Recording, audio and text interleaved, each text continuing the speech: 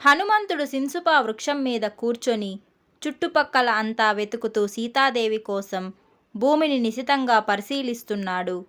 ఆ వనం సంతానకము అనే తీగలతో, రకరకాల వృక్షాలతో శోభిల్లుతోంది. దివ్యమైన గంధం కలిగిన పుష్పాలతో, రుచికరమైన పండ్లతో ఆ ప్రాంతమంతా అలంకరించబడినట్లు ఉంది. ఆ వనం దేవేంద్రుని నందనవనంలాగా ఎంతో మనోహరంగా ఉంది. అక్కడ మృగాలు, పక్షులు గుంపులు గుంపులుగా ఉన్నాయి. మేడలు, భవనాలతో నిండి ఉండి కోకిల మధురమైన కూతలతో మార్మోగుతుంది. అక్కడ బంగారు రంగులలో ఉన్న కలువలు, తామర పూలతో నిండిన బావులు ఉన్నాయి. అనేక ఆసనాలు, విలాసవంతమైన గదులు ఆ వనంలో కనిపిస్తున్నాయి. అన్ని ఋతువులలో పూలు పూసే చెట్లు, పండ్లతో నిండిన అశోక వృక్షాలు ఎర్రగా పూసి ఉండటం వల్ల ఆ వనం సూర్యోదయ కాలంలో ఉండే కాంతితో ప్రకాశిస్తుంది. హనుమంతుడు అశోకవనాన్ని చూసినప్పుడు అది వెలుగులతో నిండిన అగ్నిశిఖలాగా చాలా ప్రకాశవంతంగా కనిపించింది. ఆ వనంలోని చెట్లపై వందలాది పక్షులు ఒకేసారి తమ రెక్కలను విదిలిస్తూ ఉంటే ఆ చెట్లకు ఆకులే లేవా అన్నట్లుగా అనిపించింది. వికసించిన రంగురంగుల పువ్వులు చూసే వారికి తల మీద అలంకరించుకుని ఆభరణాల్లా కనిపిస్తున్నాయి. ఆ చెట్లు మొదటి నుంచి చివరి వరకు పువ్వులతో నిండిపోయి ఉన్నాయి. పూల బరువుకు చెట్లు కొమ్మలు నేలను తాకుతున్నట్లు ఉన్నాయి. కొండగోగు చెట్లు, మోదుగ చెట్లు అద్భుతంగా పూసి ఆ వనానికి గొప్ప శోభను ఇస్తున్నాయి. కొన్ని పువ్వులు బంగారు రంగులో, మరికొన్ని అగ్నిజ్వాలల రంగులో ఉన్నాయి. ఆ వనం ఇంద్రుడి నందనవనం కంటే, కుబేరుడి చైత్ర రథం కంటే అందంగా ఉందని హనుమంతుడు భావించాడు. ఆ పువ్వులు నక్షత్రాల్లా మెరుస్తూ ఉంటే ఆ వనం భూమి మీద ఉన్న మరో ఆకాశంలా కనిపిస్తుందని వాల్మీకి మహర్షి వర్ణించారు. ఆ వనంలో రంగురంగుల పువ్వులు రత్నాలులా మెరుస్తున్నాయి. వందలాది పువ్వులతో నిండిన ఆ వనం చూస్తుంటే రత్నాలతో నిండిన 5వ సముద్రంలా, క్షీరసాగరంలా అనిపించింది. సుగంధం అన్ని ఋతువులలో పూచే పువ్వుల వల్ల ఆ వనం ఎప్పుడూ సువాసనలతో నిండి ఉంటుంది. తేనె వాసన వచ్చే చెట్లు, అనేక రకాల పశుపక్షుల మధురమైన ధ్వనులతో ఆ ప్రదేశం మనోహరంగా ఉంది. ఆ వనం నుంచి వచ్చే అద్భుతమైన సుగంధం కారణంగా అది రెండో గంధమాదన పర్వతంలాగా విరాజిల్లుతోంది.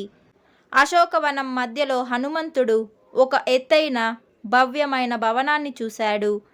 ఆ భవనానికి 1000 స్తంభాలు ఉన్నాయి. అది చాలా ఎత్తుగా ఉంది. కైలాస పర్వతం వలె అది తెల్లని కాంతితో మెరిసిపోతుంది. ఆ భవనం మెట్లు పగడాలతో నిర్మించబడ్డాయి.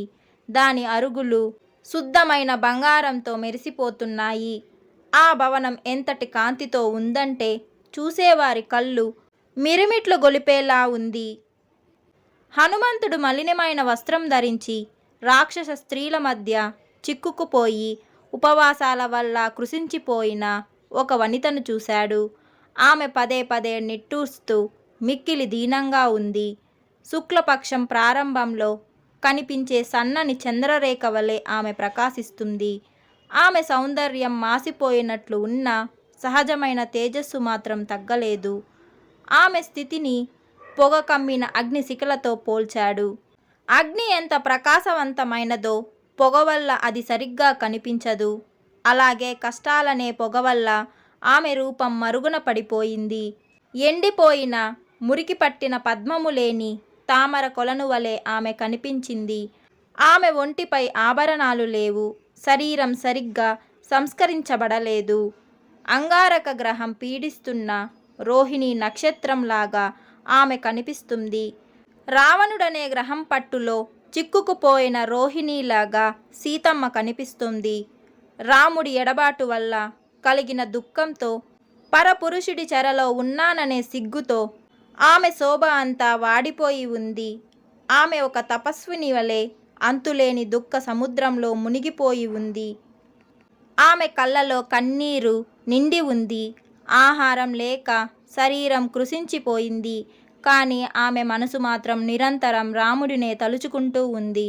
ఆమె స్థితి అత్యంత దయనీయంగా ఉంది. చుట్టూ తనకు ఇష్టమైన వారు ఎవ్వరూ లేక కేవలం క్రూరమైన రాక్షస స్త్రీల మధ్య ఉన్న ఆమెను చూస్తుంటే కుక్కల మధ్య చిక్కుకున్న అడవి లేడీలాగా అనిపించింది. ఆమె తన జుట్టున సరిచేసుకోక చాలా కాలం అయినట్లుగా ఉంది. ఆమె జుట్టు అంతా ఒకే ఒక నల్లని జడలా మారిపోయింది.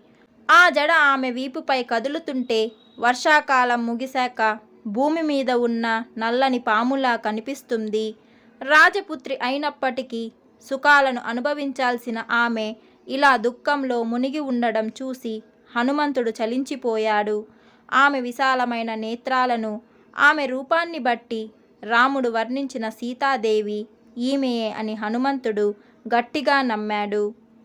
స్నానం చేయకపోయినా, ఆభరణాలు లేకపోయినా ఆమె సహజమైన సౌందర్యం మాత్రం దిక్కులన్నింటినీ ప్రకాశింపజేస్తుంది. చక్కని కనుబొమ్మలతో ఆమె సాక్షాత్తు మహాలక్ష్మిలా కనిపిస్తుంది. హనుమంతుడు తన అన్వేషణ ఫలించిందని సంతోషిస్తూ ఆమె సీతాదేవి అని ఖచ్చితమైన నిర్ణయానికి వచ్చాడు. ఆమె నల్లని కేశములతో, దొండపండు వంటి పెదవులతో, చక్కని నడుము కలిగి ఉంది. తామర రేకుల వంటి కన్నులతో ఆమె సాక్షాత్తు మన్మధుని భార్య రతీదేవి వలె కనిపిస్తుంది. పున్నమి చంద్రుని కాంతిని అందరూ ఎలా ఇష్టపడతారో ఆమె కూడా లోకమంతటికీ ప్రియమైనది. కానీ ఇప్పుడు దుమ్ము ధూళితో నిండిన శరీరంతో భూమిపై కూర్చున్న ఒక తపస్వినిలాగా, భయం కలిగిన ఆడుపాములాగా కనిపిస్తుంది. చదువుకున్నా సరిగ్గా గుర్తుకురాని జ్ఞానంలాగా ఉంది. పోగొట్టుకున్న నశించిన ఐశ్వర్యంలాగా ఉంది. ఎవరో ఆటంకం కలిగించడం వల్ల నీరసించిన శ్రద్ధలాగా ఆమె కనిపిస్తుంది. ప్రయత్నం విఫలమై నిరాశతో ఉన్న ఆశలాగా ఉంది. అడ్డంకులు ఎదురైన కార్యసిద్ధిలాగా ఉంది. కల్మషం నిండిన బుద్ధి వలె ఉంది.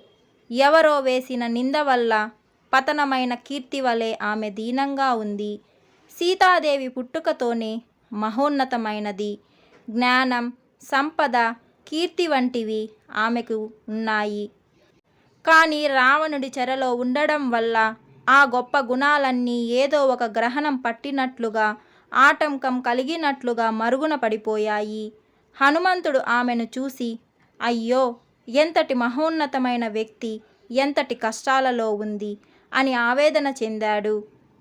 ఆమె శరీరం మురికిగా ఉంది. ముఖంలో దీనత్వం కనిపిస్తుంది. ఆమె అలంకరించుకోవడానికి తగినది అయినప్పటికీ ఎటువంటి ఆభరణాలు ధరించలేదు.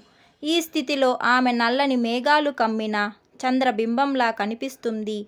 ఒకప్పుడు బాగా నేర్చుకున్న విద్యను పదే పదే చదవకపోతే అది ఎలా మరుగున పడిపోతుందో సీతమ్మ రూపం కూడా కష్టాల వల్ల అలా గుర్తుపట్టలేనట్లు ఉంది. వ్యాకరణం సరిగ్గా లేకపోతే ఒక వాక్యం ఎలాగైతే తప్పుడు అర్థాన్ని ఇస్తుందో, ఆభరణాలు లేని సీతమ్మను చూడగానే ఆమె ఎవరో గుర్తుపట్టడం హనుమంతుడికి మొదట కష్టమయ్యింది. హనుమంతుడు ఆమెను జాగ్రత్తగా పరిశీలించాడు. ఆమె రాజపుత్రి. ఎవరూ నిందించలేని పవిత్రమైన ప్రవర్తన కలది. విశాలమైన కళ్ళు కలిగి ఉంది. రాముడు చెప్పిన గుర్తులన్నీ ఆమెలో ఉన్నాయి. ఇవన్నీ చూసిన తర్వాతే ఎంతో కష్టం మీద హనుమంతుడు ఈమె ఖచ్చితంగా సీతాదేవియే అని పోల్చుకోగలిగాడు. సీతాదేవి పడుతున్న మానసిక, శారీరక ఆవేదనను వాల్మీకి మహర్షి అభ్యాసం లేని విద్యతో పోల్చడం చాలా గొప్పమైన విషయం. సీతాన్వేషణకు బయలుదేరే ముందు రాముడు సీతమ్మ వేసుకునే నగలను వర్ణించాడు. హనుమంతుడు ఆమె చేతులకు, చెవులకు ఉన్న నగలను చూచి అవి రాముడు చెప్పినవే అని గుర్తించాడు. ఆమె ఆ నగలను చాలా కాలంగా ధరించి ఉండడం వల్ల అవి కాంతి తగ్గి కొంచెం నల్లగా అయ్యాయి. అయినా అవి ఆమె శరీర భాగాలపై చేసిన గుర్తులను బట్టి హనుమంతుడు గుర్తుపట్టాడు.